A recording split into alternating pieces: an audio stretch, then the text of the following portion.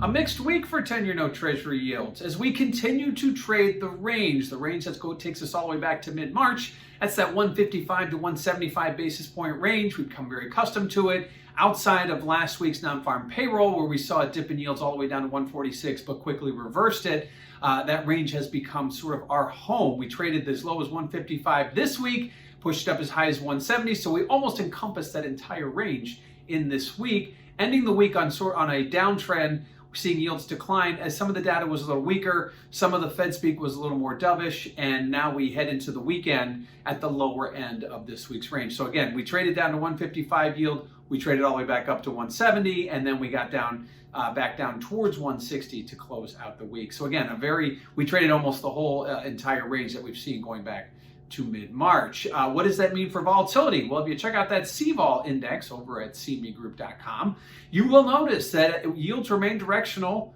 to volatility, or volatility remains directional to yields. As yields go up, volatility goes up, and as yields go down, volatility goes down. And we saw both this week.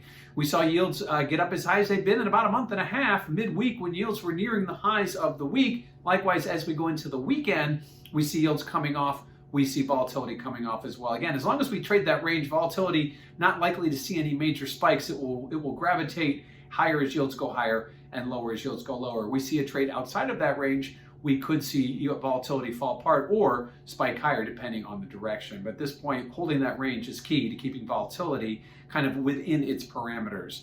Lastly, what do we have next week? Well, as I mentioned, we had some auctions this week, 3, 10, and 30-year. Next week, we get a 20-year and a 10-year tip. So the supply just keeps on coming. We'll get a plethora of news, including housing market news, obviously with home prices the way they're rallying higher. It'll be interesting to see what the month-over-month look at that is.